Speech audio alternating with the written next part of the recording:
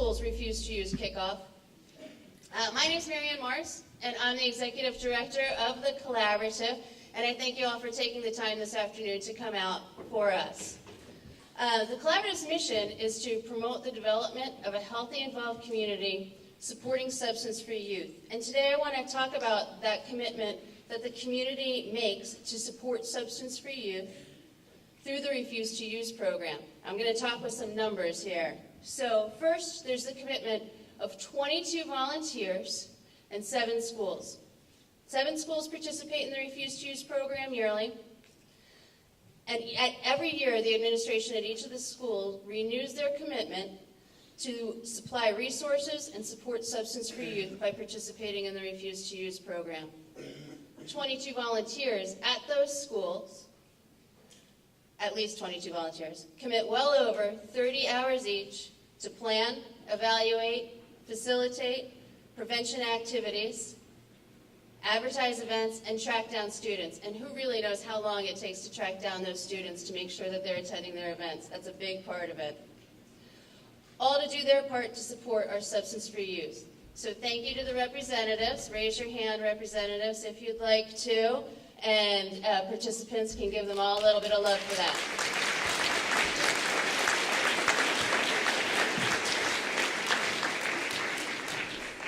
Also supporting substance-free youth in our community are the law enforcement, state legislators, medical community, local fire and rescue squads, business and community leaders. They all know and support about substance-free youth with the Refuse to Use program and other programs. They've come and they've spoke at these events. They come and they speak at the smaller school and grade level events, and they voice their support for substance-free youth in our community all the time. And then there's the parents.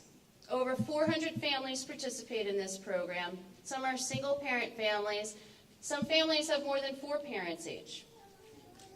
And they know what it means to commit to support their substance-free youth. They get them to the meetings, and they support their decision.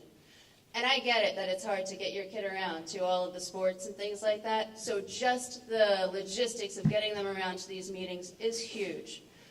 Further, most parents continue the conversation around refuse to use and being substance-free at home. And I can't emphasize how important that this is and what an opportunity it is to take the knowledge and the topics that are discussed at Refuse to Use and bring that message back to your home. And we appreciate the parents for all that they do in support of the program. And then there's our major partners: Stratton Mountain Resort, Viking Nordic Center, Riley Rink, and the Dorset Theater Festival. All the passes involved in providing the passes that are the incentive for this program, the total value of that is over $500,000, which is in itself astounding. But beyond that, and even more important than the huge impact that that money makes for the passes and for that experience, is the experience of your teens in getting to do that healthy activity of skiing, riding, skating, going to the theater, because that's a lifelong experience that will become a habit for them to choose to do a healthy activity. And then there's the participants themselves, 400 of you at least, through the 7th and 12th grades. You'll spend 10 hours at least after school during the course of this program going to class again after school to learn about the risks and harms about using substances. More than that, making the commitment to be substance-free, and that's a 24/7 commitment for each of the kids that participate in this program. And they don't take that commitment lightly. Through our surveys, what we know is that 94% of you say that you're going to take it seriously and try your hardest to adhere to the pledge to be and remain substance-free. So I have to thank you for that, because I believe in you, that you will take it seriously. Also, they don't take this pledge in a vacuum. Every day they encounter opportunities to use, but are refusing to use. The opportunity to break their pledge comes along frequently and forcefully. And for that, I honor the participants in the Refuse to Use program and all the hours of their effort into it. So good job.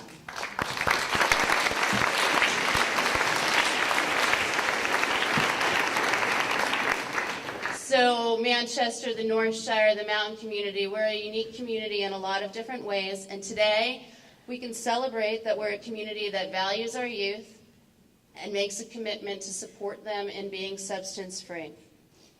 So today we're going to hear from just a couple of people. One of them is Neil McIntyre. He is the Floodbrook principal up the mountain, a little word from up the mountain. And then right after that, we'll hear from Michael Cobb, who is the Vice President for Marketing and Sales at Stratton Mountain Resort. And then I will introduce to you our keynote speaker, our main speaker for the day. Thank you for your time and attention.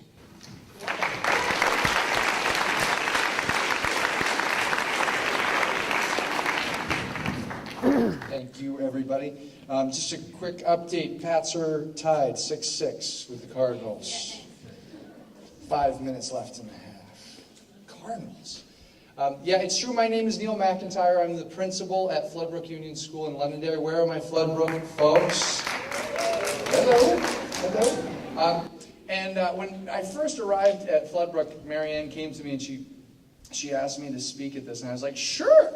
And then she said, it'll be about 800 people. And I was like, tell me more about 800 people.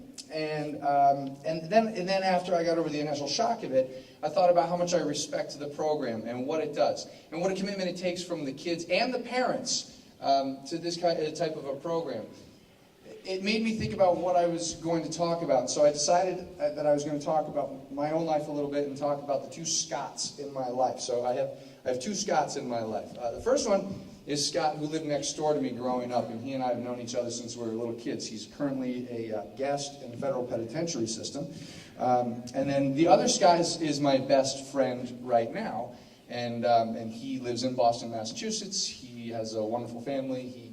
He works for a law firm in Watertown. And I was thinking about what are the differences in these two people that influenced my life so greatly, that I've known almost my entire life. What is it about the friendships that I had with each of them that I could have very easily hitched my wagon to one star versus the other? I could have gone down one path as opposed to the other, and what were the things that really made the biggest difference to me?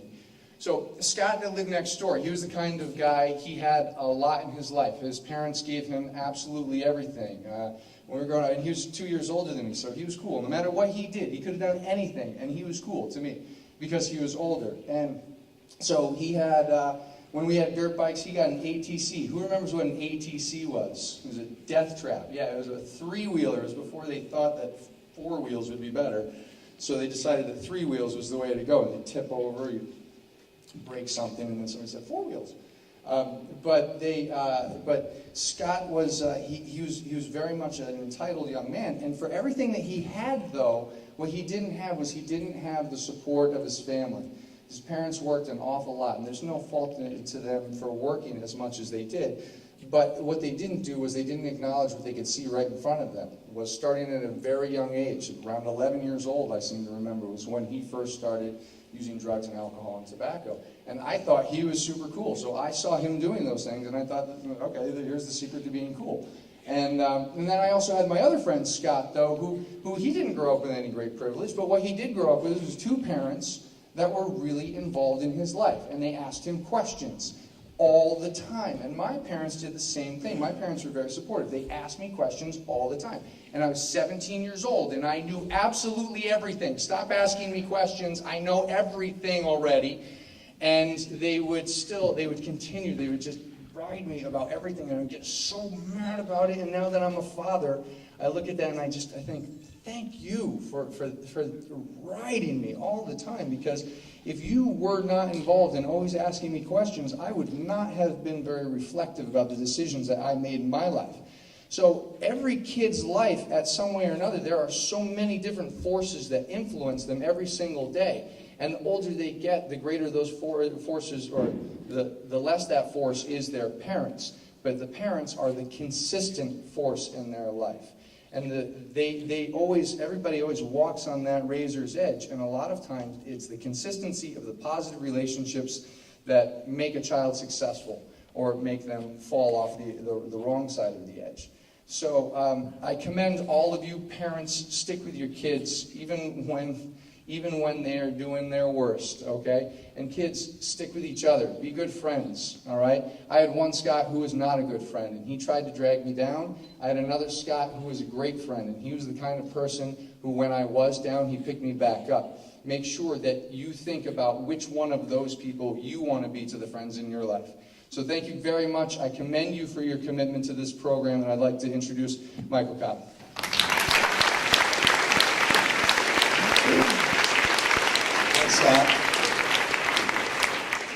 Wow. Good afternoon, everybody. I'm sure everybody's happy to be here at 2 o'clock in the afternoon with its beautiful sunny day. I want to talk a little bit about a few things today. One is, I really want to talk about the question of why, which I'll mention in a minute. A little bit about ritual. This is one of the big rituals of the year, is getting ready for, as far as I'm concerned, the winter. So who's psyched? How many days till the snow's falling and the ski lifts start and the snowboarding lifts start turning? Anybody know? Huh? Whoever said 70 is really close. So they're off by 2 days. If everything goes our way, 68 days, we'll be cranking the lifts, which means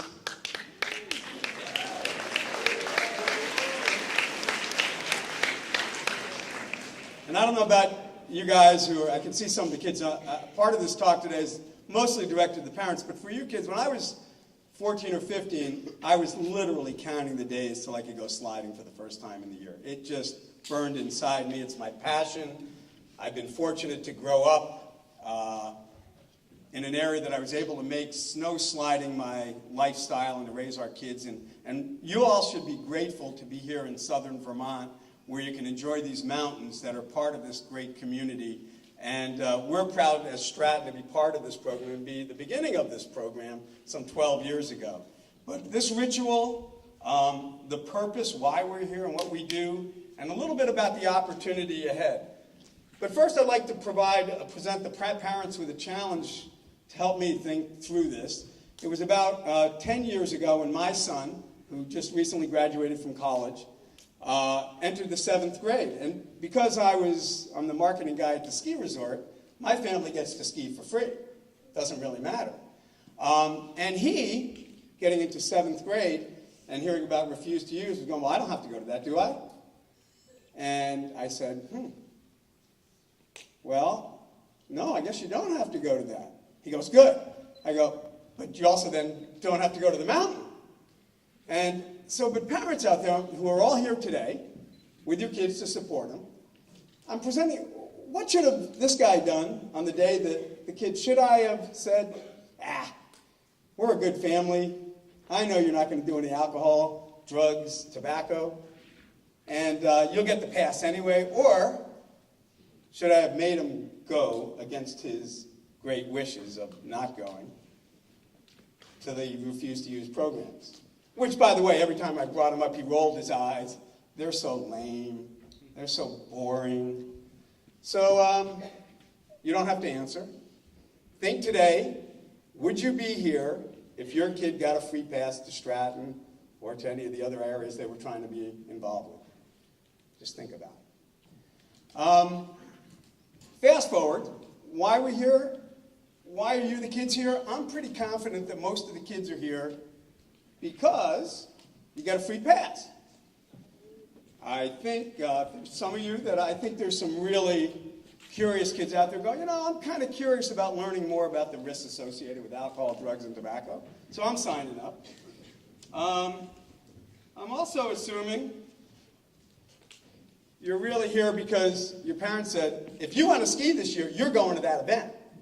So you may fall into that category, and you may or may not even want to ski this year. But it's too good a deal not to take. Parents, why are you here today? I'm guessing because you're going, I'll save a lot of money if I come to this program. And you may or may not have your kid here.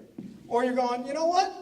This is kind of a cool thing. I'm going to learn a little bit more about what happens to my kids, which we're all kind of ignorant of, as they start to progress through their adolescent years. And now I'm an expert because I've got one who's 22 and one who's 20 and one who's 14. And I think I'm an expert at finding out I knew so little and still learn each day.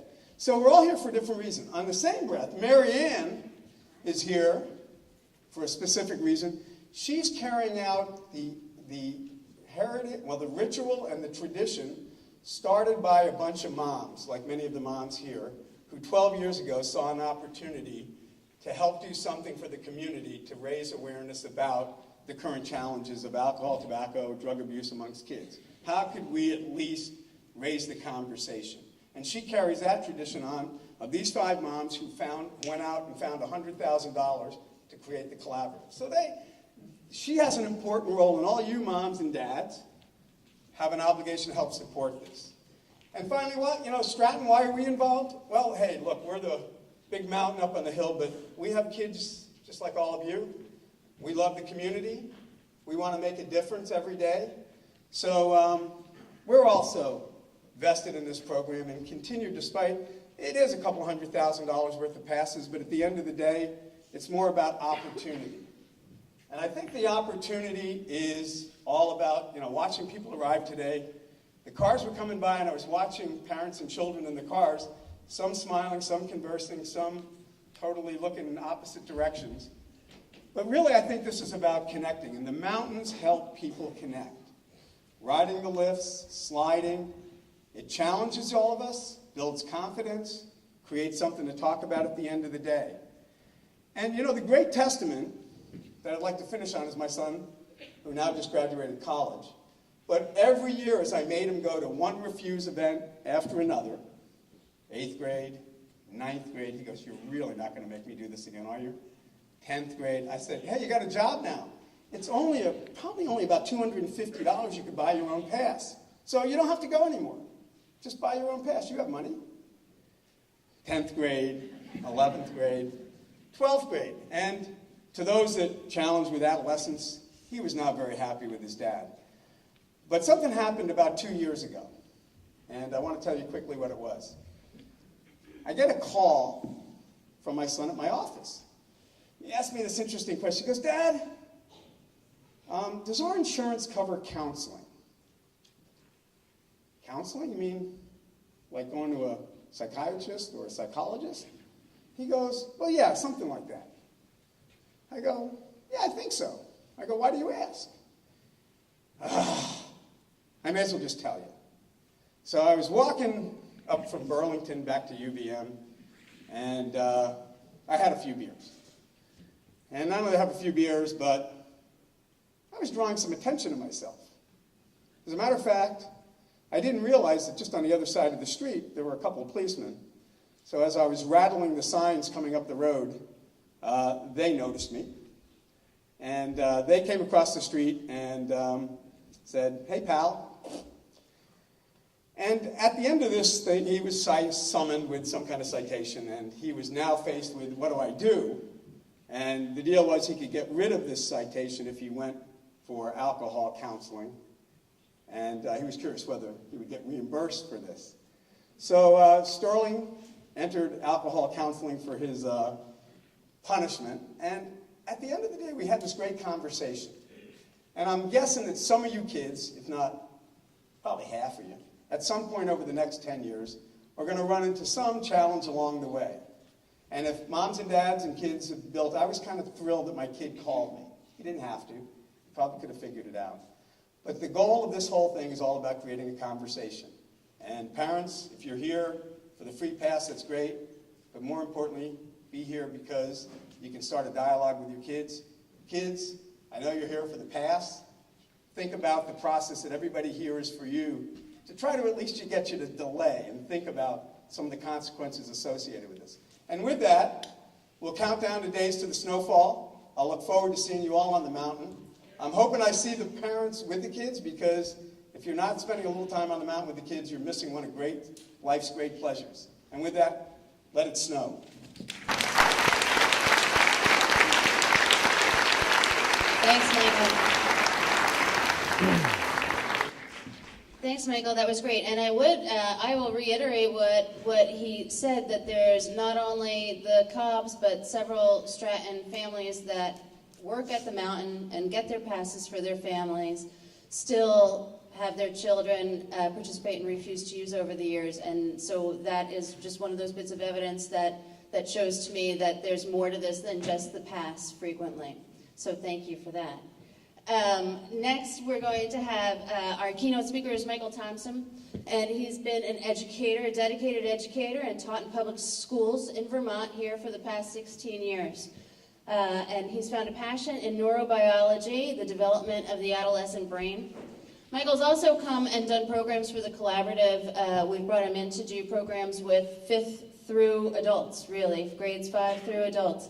And I'm happy to say that at each level, he can speak to that level, the 5th grade kid, the 8th grade kid, the high schooler, the parent, and really get through to them. And I hope that we all enjoy his presentation today. Michael Thompson.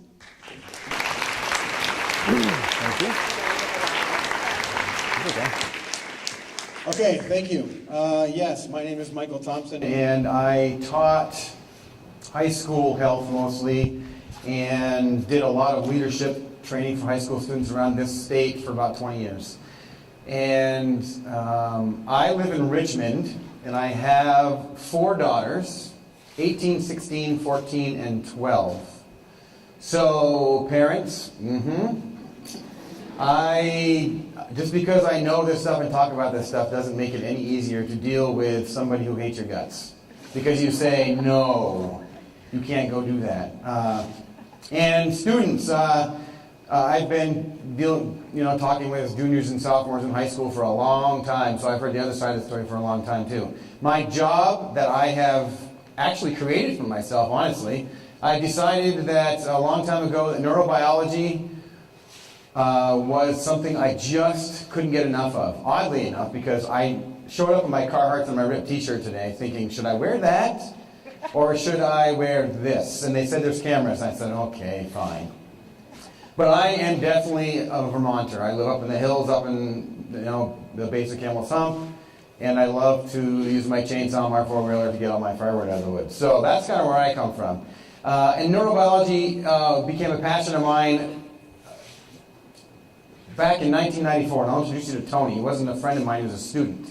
And right in the middle of class one day, he said to me, Mr. Thompson, why is my mother nicer to me when she's drunk? And I just looked at him, and I was like, geez, and the whole class kind of put their head down.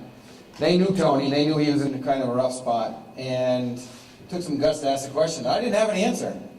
I said, geez, Tony, it was October, beginning of the year. I said, Tony, I don't know. So I made it my mission to go find out. And I talked to a lot of people I knew that were drug and alcohol counselors. I did a lot of reading. It took me 6 months. And in May, he wasn't in my class anymore, but I found him. I was at South Burlington High School, and I called him over. I said, Tony, I found the answer. He said, the answer to what? I said, the question you asked in health class last semester. Oh. I said, here's the deal, Tony. Your mother is nicer to you when she's drunk because there's something shifted in her brain a long time ago. And without alcohol, she can't function normally. She's in pain, and she struggles, and she needs the alcohol as a type of medicine to kind of bring her back to some sort of normalcy so she can function as a mother. And he grabbed me. This is the motivation for me. He grabbed on me. He's a big kid. He gave me a big hug. And he said, man, thank you. I thought it was my fault. Okay? It's not. It wasn't Tony's fault. Okay? And I think this is great. This is probably the biggest group of people I've spoken to that have either dedicated themselves or dedicated their younger people to one more reason not to use. And my goal is not to tell anybody what to do. Never has been. Well, don't ask my kids that question. But in general, when I educate, I'm not here to tell anybody what to do, parents or students. I'm here to educate you. Give you some information you may not have. Some of you may know more than me out there. That's totally possible. There's so much information about the brain. There's no way anybody could know all of it. And I've decided to focus on specifically the developing brain. And the information that I have, I think, if you listen carefully, will help you, hopefully, make a better, healthier choice. So I'm going to talk about the brain a little bit, and then I'm going to focus more on talking to the students about your brains a little bit, and then I'm going to focus on talking about parents a little bit. So if I could have that picture up, please. So this is what we're talking about right here. There are hundreds of billions, and I know this is neurobiology. This is boring. But I try not to make it boring. I want you just to get a little glimpse of what's going on. This cell, hundreds of billions of these cells exist. All right? And there are 3 different times in your lives, our lives as human beings, that they grow. The very first one, which you have no control over at all, is before you're born. Obviously, everything's growing fast. Okay? You have no control over that. Mothers have control over that by what they put into their bodies. The second phase is around 2 years old to about 6, and there's a lot of neurons that are growing and developing, and it has a lot to do with language and with fine motor skill movement and gross motor skill movement. You don't really have a lot of control over that either, because what you get read to, what you get fed for dinner, lunch, and breakfast, whatever, is still under your parents' control. Now, the last stage is adolescence. And it goes on for, it seems like, parents, a very long time. Puberty, 11, 12, 13 for girls, 12, 13, 14 for boys, until early 20s. That's the last growth spurt for your brain. That's what I want to talk about today. All right? Have you ever heard, before I continue, actually, I would like to just say one more thing. If you have any questions, you can raise your hand, and there's a microphone right there in the middle of the gym there. You can go up and stand there and ask your question, or you can just raise your hand, and you can ask me the question, and I'll repeat it at any time, as long as it's appropriate, obviously. And this is me going back to teaching 7th and 8th grade. It has to do with what we're talking about, not about what happened earlier in the school bus or whatever, okay? So, I love questions, and I may not be able to answer it. And if I can't, I'll tell you that. But if I can't, just as easily, I will go find the answer, and I'll find a way to get it to you. That's what I really love. I can send Maryann information all the time. I love it when people ask me questions I don't know the answers to, because it gives me a direction to go travel, all right?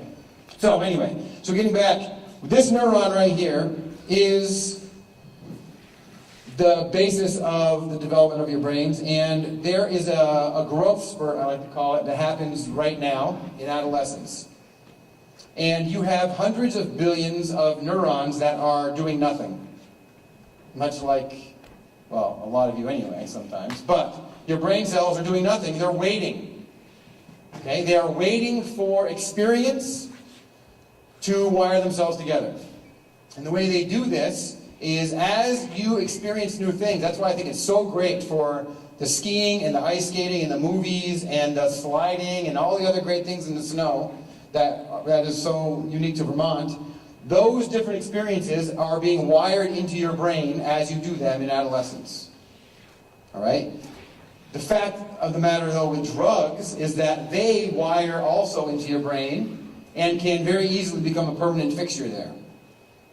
So if you look at this picture, you'll see the part that I want to talk about mostly today is what's called the myelin sheath. All right? Do you guys know about how big your brains are? Can anybody show me by some sort of demonstration how big your brains are?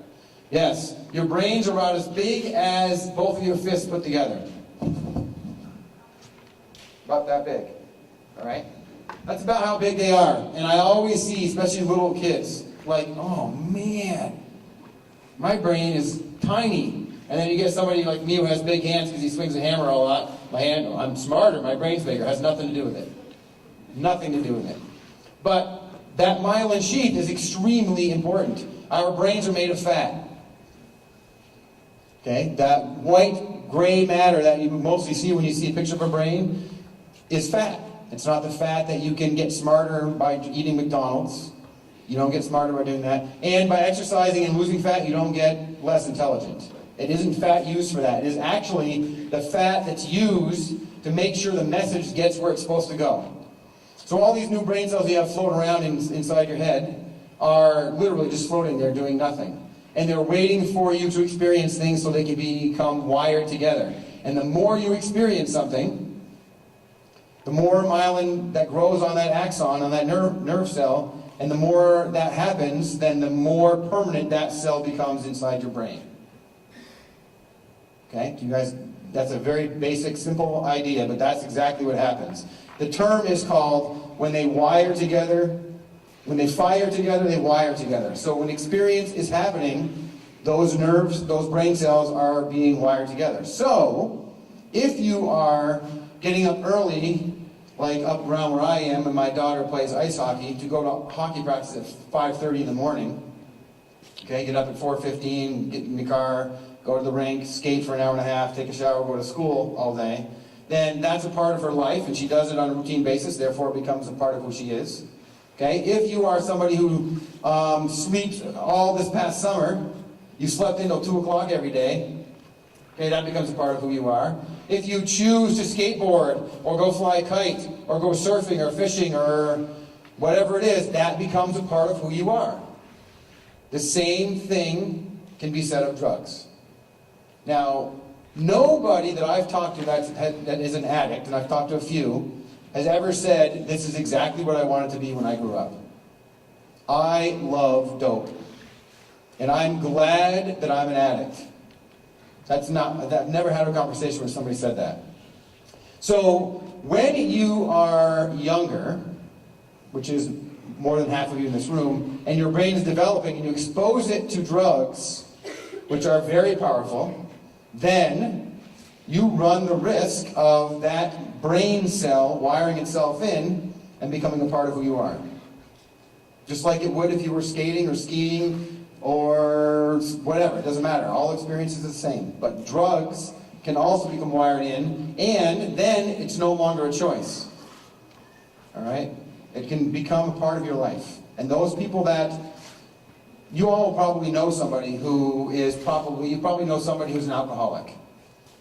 I have alcoholics that run in my family history, my uncle, my grandfather, my cousin, my other grandfather, okay? So there's a lot of alcoholism and drug addiction can run in your family, and if you know that, then you might also use that as some sort of guide to dictate whether you decide to use or not, because your brain is easily wired, and when it becomes a part of what you do, then it's no longer a choice.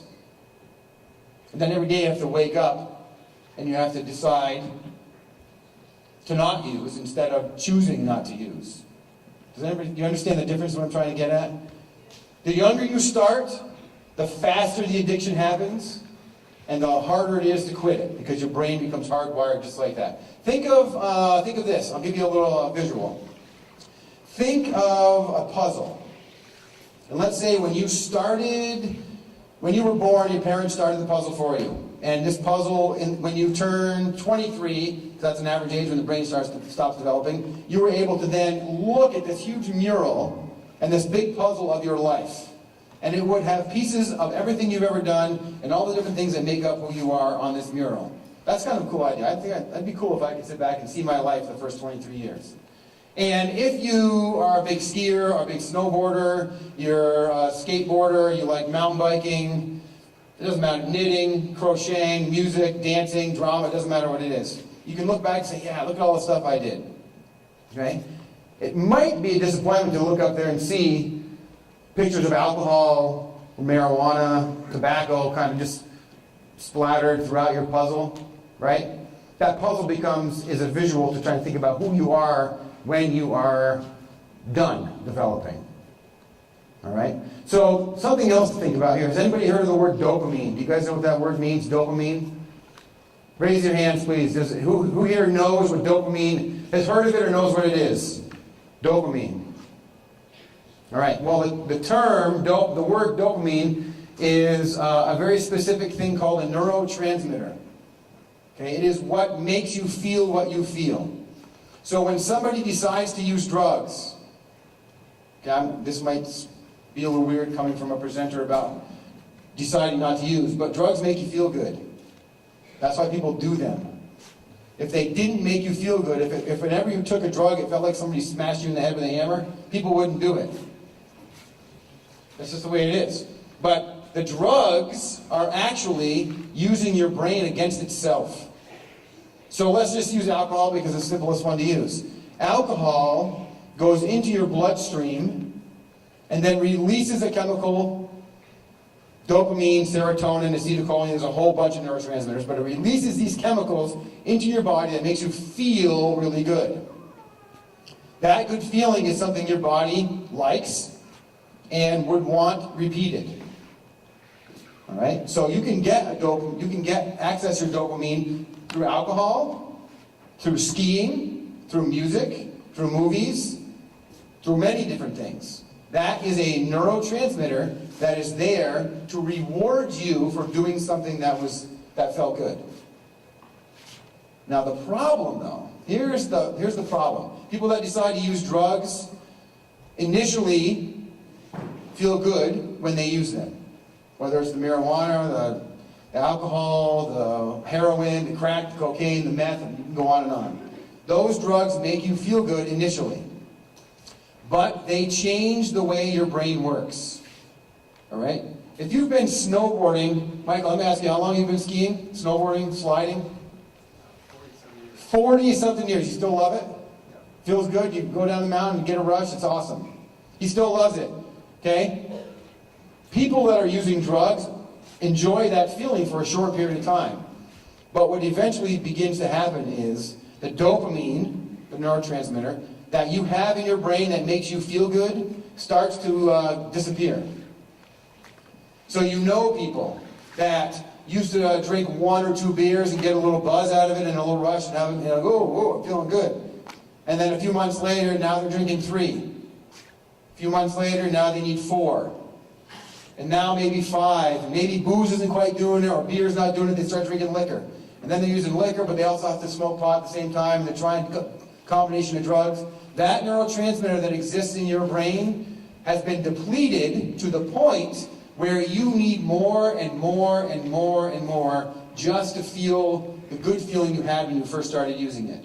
And eventually, it won't work anymore. And here's the sad part.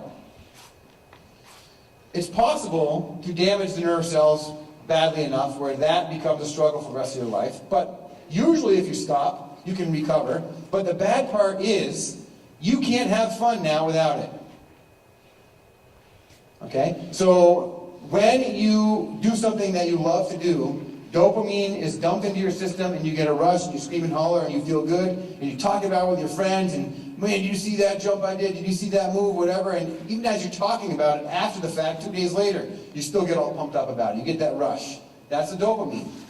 But now if you've used drugs to the point where the dopamine is no longer there or it's in such a small supply it doesn't do what it's going to do, it doesn't matter if you go skiing now because it doesn't feel good anymore.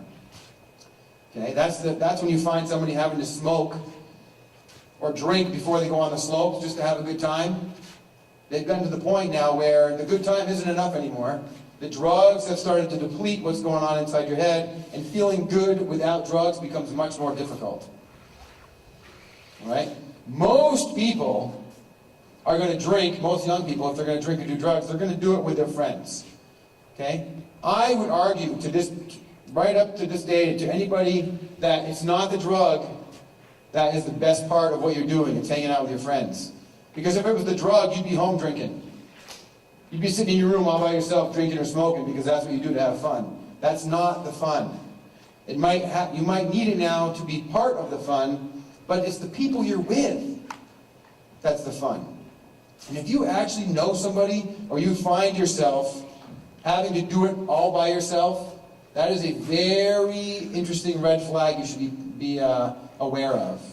Smoking or drinking alone just to kind of keep the day going, that's a really good sign that your brain has made a shift that you may not be able to get back. Are there any questions about what we've talked about so far? Don't be afraid. All right, so here's what I'd like to talk about now. Can I have my first Calvin and Hobbes slide up there, please? Thank you. So I'm going to read this. Some of you probably can't read it very well. I'm going to read this. It says, let me find the right one here. Sometimes, this is more towards parents. Sometimes we tell our kids what to do and we think we just had a great moment and we explained the meaning of life and we think they got it. And then you look back and say, what the heck were you thinking? right? So here's just a little comedy here. What are you doing down there, Calvin? Mom, shh, go away. Susie's coming down the walk. I'm going to throw some crab apples at her. Oh, no, you're not. You put those down. Oh, Mom, don't throw crab apples at anybody. They're hard and you could really hurt somebody. Oh, okay. What are you doing down there, Calvin? Shh, Susie, go away. I'm going to throw these squishy tomatoes at my mother. Right? Not quite what she was hoping for. Right? So we as parents, I think, try our best to help guide our students, okay, through this. And I know, as a parent, I'm by no means an expert yet. I hope by my 4th child I'll have figured it out. But, my 2 older daughters push all the buttons and play all the games and try to manipulate the situations, and we try to teach them what we want to teach them, but it's not, and it feels like you say, oh good, they just learned something, and you turn around and they didn't learn the lesson you're hoping they were going to learn.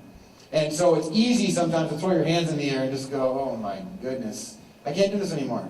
I mean, the number of conversations I've had with my wife that are like, listen, I'm done. It's not working.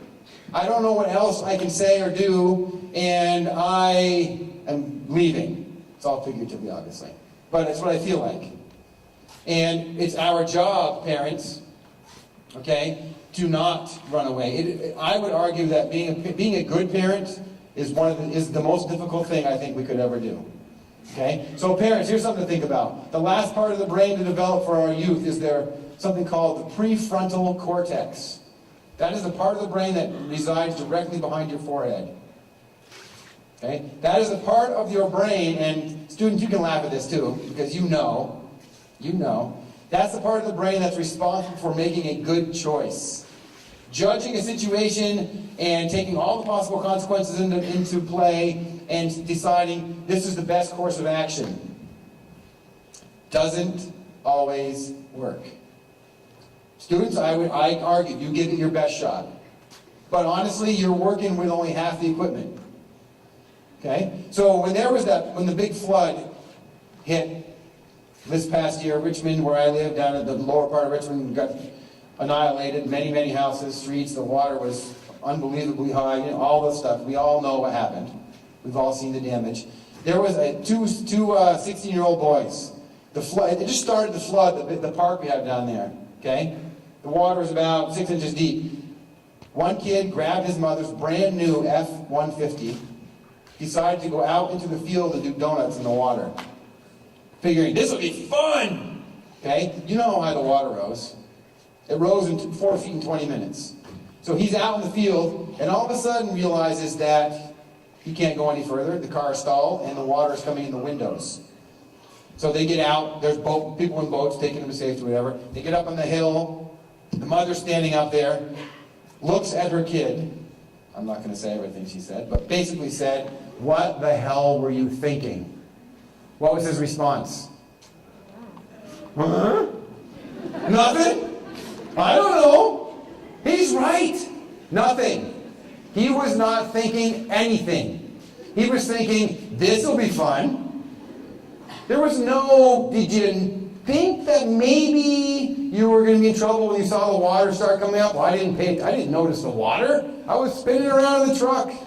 Okay, of course the truck was totaled and all that kind of stuff. But that is kind of what you, students, are dealing with, and parents, same thing, dealing with. How are we going to get them to wire that part of the brain together? And I will say the way to not do it is let them do whatever they want and give them everything that they want. I know, kids, you're going to hate me for saying this. Students are going to hate me for saying this. But I agree with Neil, when he's talking about his friend Scott, who was in trouble, who was entitled, got what he wanted and everything. Nobody around to say where you going, who you're going to be with, what time you're going to be home. No, that's too late, be home this time. And if you're not, we're going to check in to see what's happening. Okay?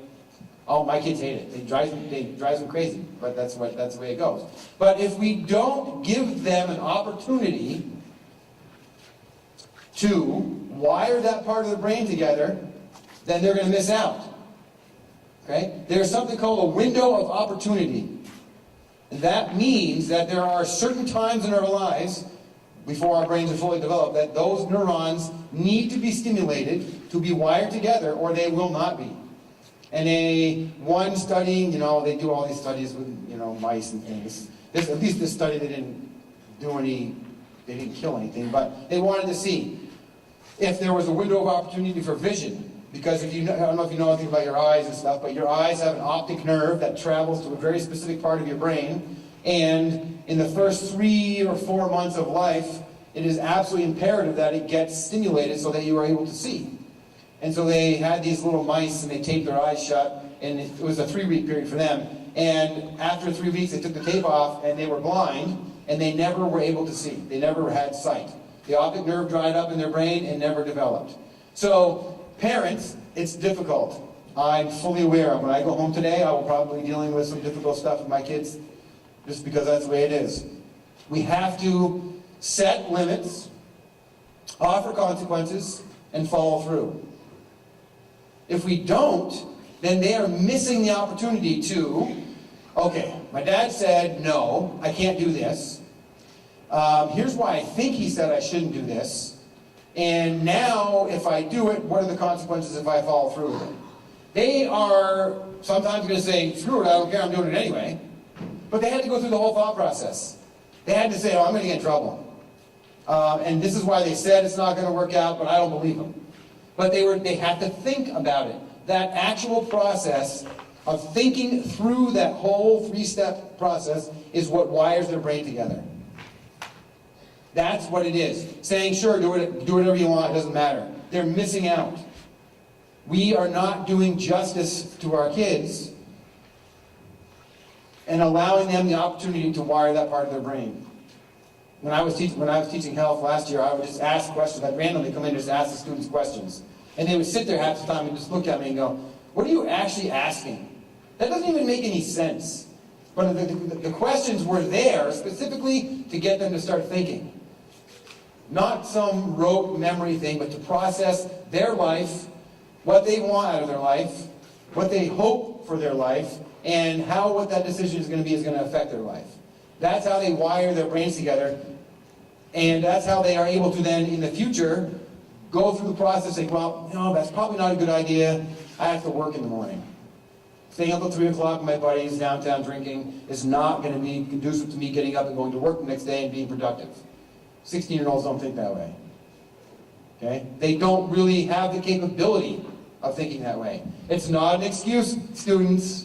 You can't just go to your mom and say, listen, my prefrontal cortex is not fully developed, therefore I'm off the hook. You can try to say that, but the parents know better now. You're right, it's not. Let me give you some more opportunities to wire that up. Guess what? No, go to your room.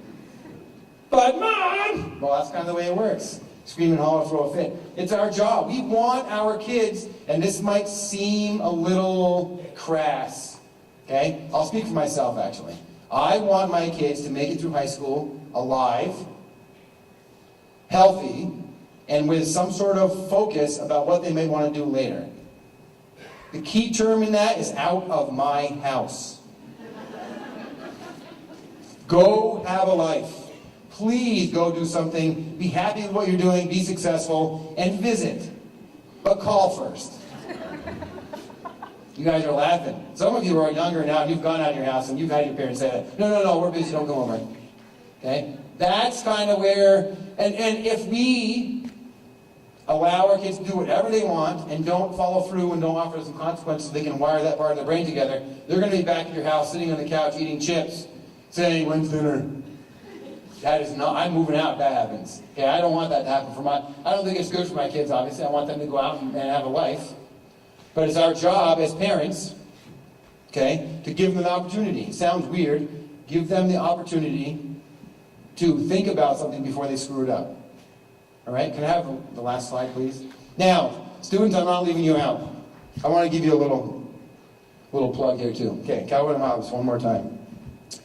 Get up, Calvin, I'm not going to call you down here again. Yeah, I bet. You're going to miss the bus, now get out of bed.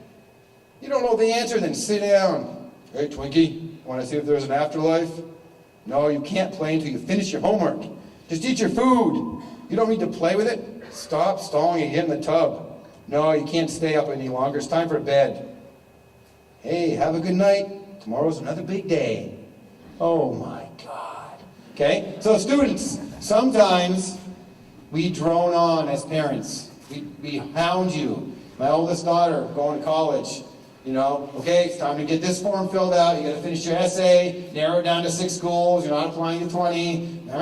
She just looks at us and goes, "Will you just leave me the hell alone?"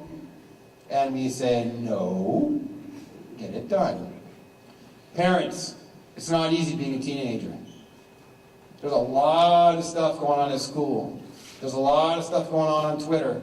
A lot of stuff on Facebook that you don't see. I would strongly suggest that you try to take a look. Okay, there's a lot of stuff happening in our kids' lives that they don't know how to handle, and that they're getting the information from their friends. The people that are counseling them are other 16-year-old girls. Guess what? Not really the best choice. Because they don't really know what's going on either.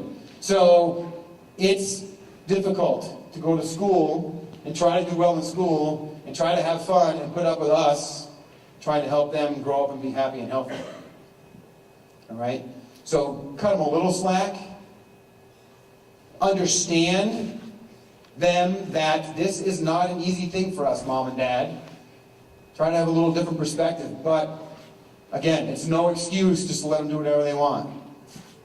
Your prefrontal cortex, guys, it's not done developing. It'll get there. Your parents' job is to help you get that figured out so you can make your own choices and choices that will be healthy and productive for you. That's kind of the way it has to be. And parents, once in a while, take a deep breath and try to chill out a little bit. That's the hardest thing for me to do. One thing I heard on a TV show. Has any of you ever heard of the TV show Lie to Me?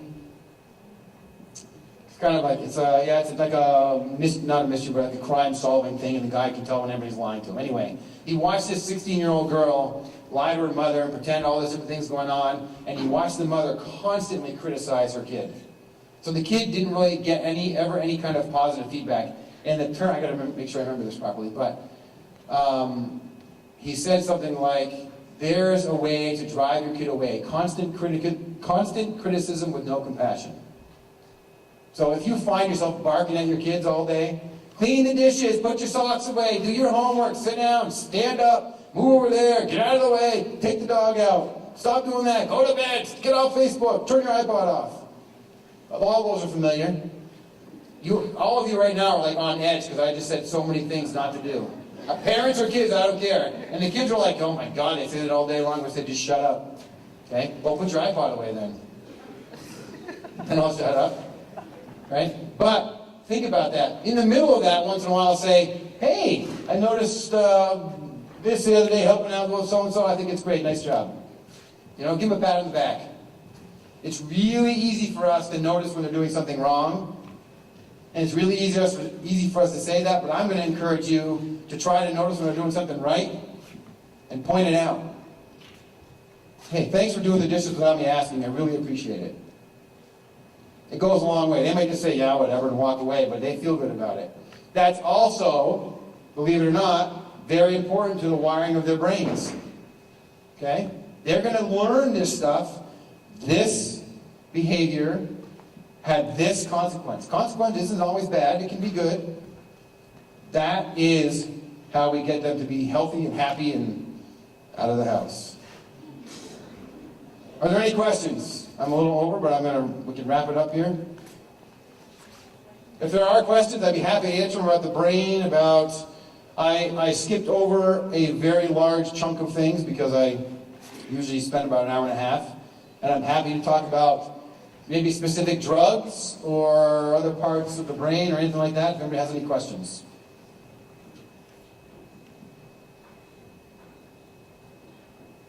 Yes?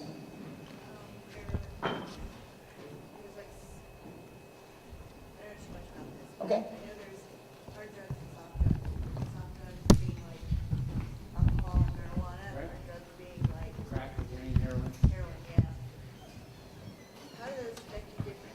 Okay, so the question is there something to be said, or is there something about the difference between soft drugs, which she said was like alcohol, marijuana, compared to hard drugs like methamphetamine, crack, cocaine, heroin, LSD, those kinds of things. And how do they affect you differently? I hesitate to call either one soft or hard. I will say that if you look at our society, more people are negatively affected by alcohol than any drug on the planet, except maybe cigarettes. So it's difficult to say alcohol's soft because it causes an enormous amount of pain and suffering in a lot of people. But I understand what you're saying. Some people, there's people out there that are alcoholics and manage a life to some degree. There aren't many heroin addicts that are managing. There's not many crack addicts that are still functioning very well. So the difference is subtle. And the difference might be in the neurotransmitter. Like what I said before is that the actual drug, alcohol, marijuana, crack, cocaine, methamphetamine, whatever it is not actually what's making you feel anything. It's not making you high. It gets into your system and it takes what you already have in your brain and it flips it upside down and manipulates it and tweaks it so you feel something. Now, heroin, methamphetamine, crack, all affect the brain in a very drastic, very quick way. So you feel the effects. Now, specifically with crack and with methamphetamine, the high is extremely intense, but it's short-lived. So somebody who is using crack, they might get this incredibly powerful feeling like they are invincible, top of the world, nothing wrong, I can do anything, nobody can hurt me kind of feeling. And it might last about 20 minutes. The downside of that is when you do feel a rush or a high or some sort of get stoned, whatever you want to call it, drunk, and you go that high that fast, the crash and the recovery period is also as steep. So the reason crack or heroin or meth can possibly people get addicted faster is because they need to use it a lot more often in a short period of time because they go up so high feeling so good, and then when it wears off, they feel so bad. They don't go to normal. They go to withdrawal. They go to this feeling of, oh my God, I think I'm going to die. I need more crack. So they use more drugs. They go back up, they go back down, they go back up, they go back down so fast that their brain and the way everything in there works shifts quickly, and then they become addicted very fast to those kinds of drugs. So, does that answer your question? Marijuana and alcohol are usually, the vast majority of people start with those. It's kind of, you can use the word gateway, you can use whatever you want to use, but people don't go from, like, say me, okay? I am completely drug-free. I don't drink alcohol, I don't smoke cigarettes, I rarely do I drink caffeine. I use Tylenol once in a while for a headache, that's about it, okay? So, if I'm not going to just say, man, my life sucks, I'm going to go use heroin. People don't usually do that. High school kids don't usually go, I can't study any of this anymore. My parents are always on my case. I need to smoke some crack. Okay? Maybe they'll say, I need a drink. Maybe they'll say, I need to toke up. Maybe they'll say something like that. They usually don't go from nothing to heroin. It's usually, nothing else is working. I need something that works. And heroin, ooh, that works, but it doesn't work for very long. Okay? So it's kind of those, the softer ones, I guess, are where people start. Cigarettes, tobacco, marijuana, alcohol, and then move into drugs that just very clearly destroy your life. So that's what I have. Any other questions? That's a great question. Any questions? Any comments? Yes. Oh, thank you. That's excellent. What about prescription drugs? I actually have. I can't do it now, obviously, but I have a very long presentation specifically for prescription drugs. Let me condense it. Most Class 1, Schedule 1 drugs that exist in the United States, and Class 1, Schedule 1 means illegal, not fit for human consumption. Methamphetamine, cocaine, crack, heroin, all these different things, were once used as medicine. Okay? They started out as, somebody has this problem, let's see how we can make it better, let's try heroin. Okay, that doesn't work. Let's put that in the Schedule Class 1 drug. Okay? And people think that if they are, so all those drugs started out as medicine. And so I want you all to understand that even though somebody's prescribed Percocet for painkillers, Oxycontin for painkillers, Vicodin, all these different things, they are prescribed them. They are very specifically prescribed for a very specific reason, for a very specific period of time, and you have to take them in a very specific way. Okay? Oxycodone, make no mistake about it, is heroin. Okay? Oxycontin is heroin. It's in a pill form. I remember a long time ago when Governor Dean, I was listening to him, he called the Attorney General, no, the Surgeon General of Vermont, I'm not sure the actual title, he said, okay, hold on to your hats, the federal government just approved heroin as a painkiller. Here it comes. So when Oxycontin is used as it's supposed to be used, you take it orally, it digests in your system, and it slowly releases into your bloodstream, then you are using it the way it's supposed to be used as a painkiller. The moment somebody decides to crush the pill, dissolve it in water, cook it, or do anything else to alter the pill, they have taken away the safety net that doctors and pharmacies have put in that pill, and they are now using heroin. All right? It's called, there's a time-released piece of the capsule, and I think what they're trying to do now is that when the drug is altered, dissolved, or crushed, they are trying to create some sort of fail-safe that it becomes inert.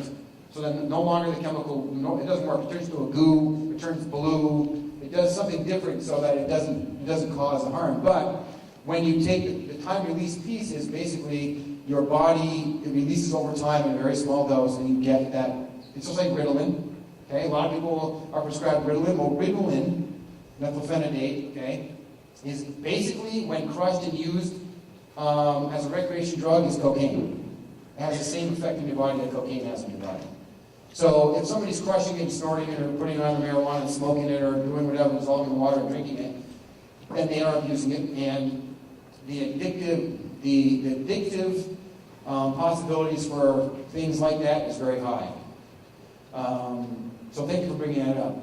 Just because a drug is prescribed, guys, students, parents, whatever, does not mean it's safe for you to use, and it absolutely is not to be used by anybody else who was prescribed for the 5 or 7 days it was supposed to be used for. If you have any of that stuff sitting around your house, didn't use it. I know people all the time that get Percocet for a broken arm or something, and they take it for a few days, and like, I cannot take this stuff anymore.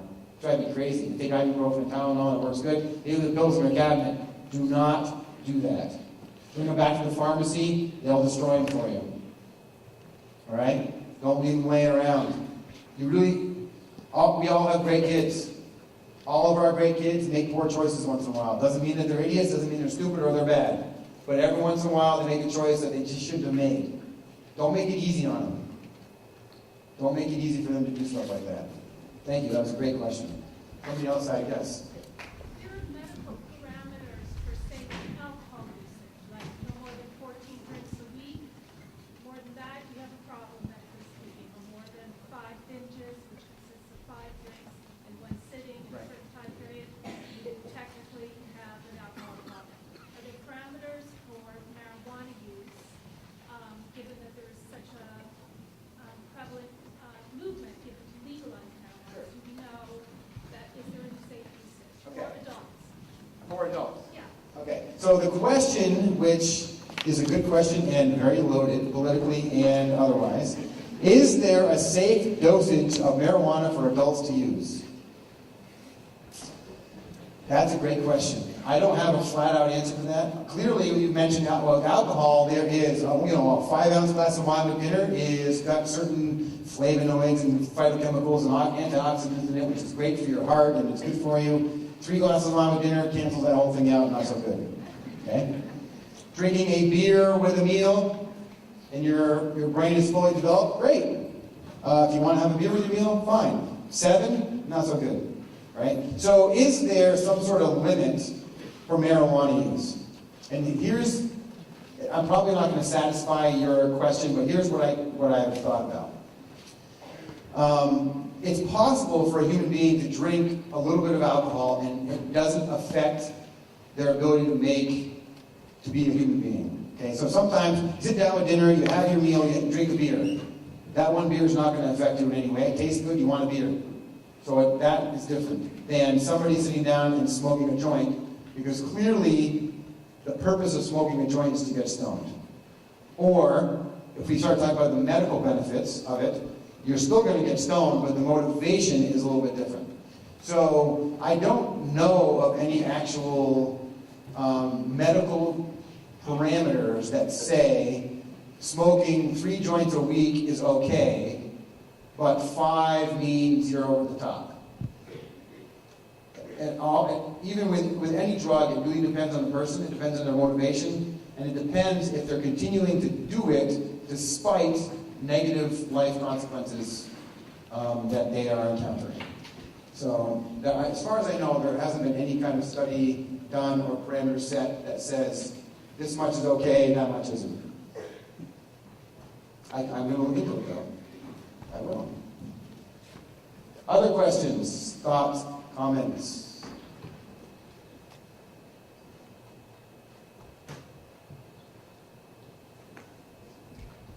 Okay. Thank you very much.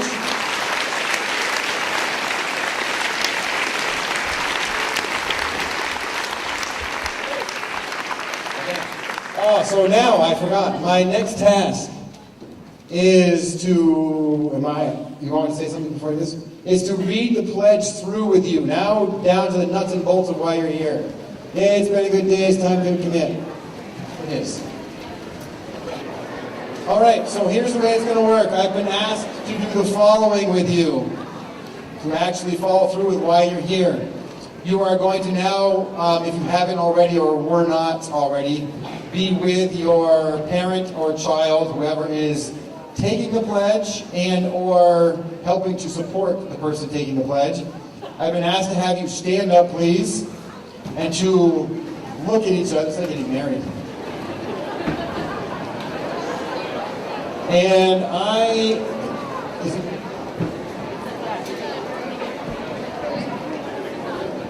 so I'm going to read through this one line at a time, and you will repeat it.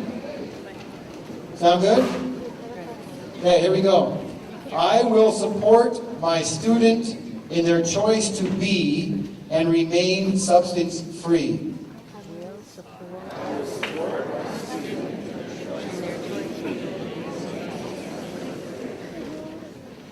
Okay, very good. I will notify the school representative or the collaborative if my student is unable to honor their pledge. This is long. Oh, okay, there it is. Sorry. How are you going to memorize that? If the tobacco or other drugs and therefore violates their pledge. I know that this will mean termination of my student's pass and that they will be provided resource referrals. Go.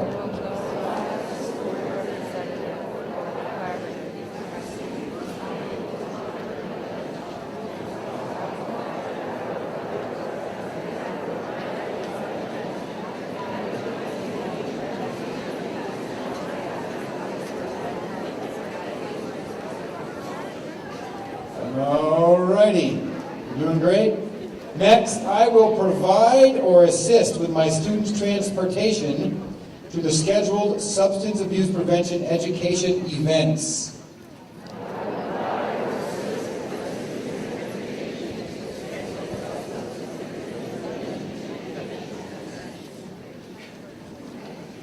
All right, I will support my student by attending the kickoff event. Congratulations, you've done that already. And Dialogue Night in January.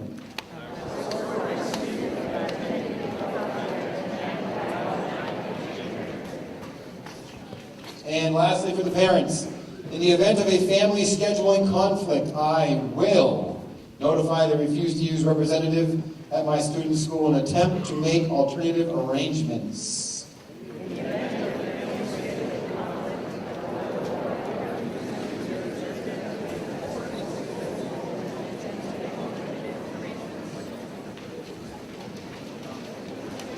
All right, now flip it over. Students, it's your turn. Or you can just look at the screen up here.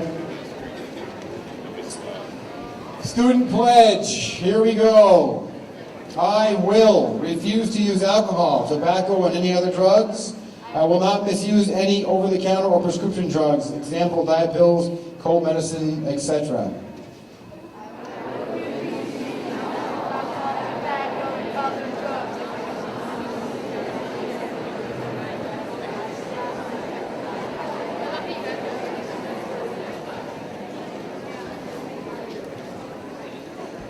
All right, I will support my friends in their choice to refuse to use alcohol, tobacco, and other drugs.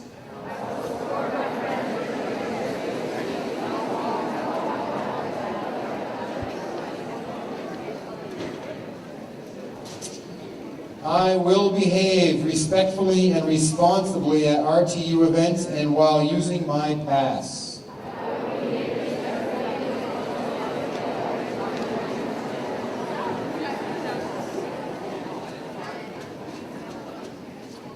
I will not make any claims of illegal substance use in any printed material, public speech, and/or internet site.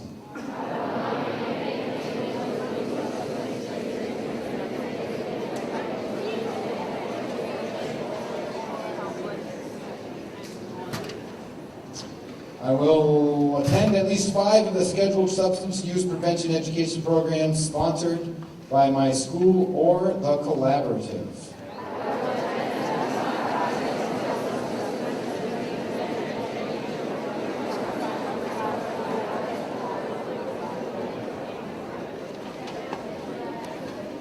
And lastly, by joining the RTU program, I understand that I voluntarily give my word that I will honor this pledge and I will follow the guidelines. If I cannot uphold this pledge, then my pass will be terminated.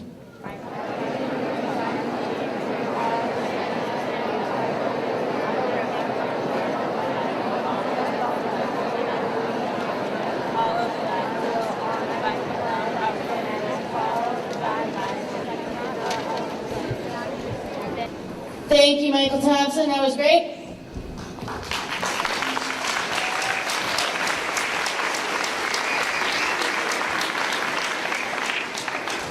So there was a great question about prescription drugs, and I wanted to take the opportunity to give a plug that, yes, indeed, one of the great ways to make sure that prescription drugs aren't misused is to keep them out of your house when they are not in use. So when you get that prescription for Percocet and have taken it for what you need it for and have some left over, then is the time when you need to dispose of it.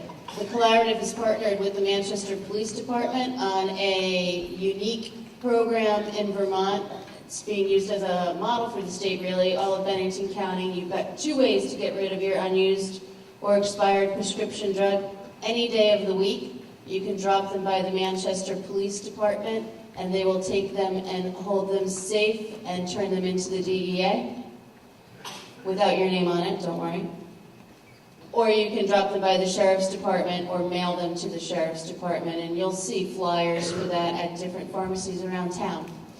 There is a federal take-back day scheduled for September 29th, but for you, you can do it any day of the week here in Manchester.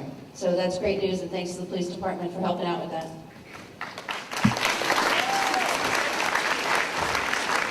And the sheriff.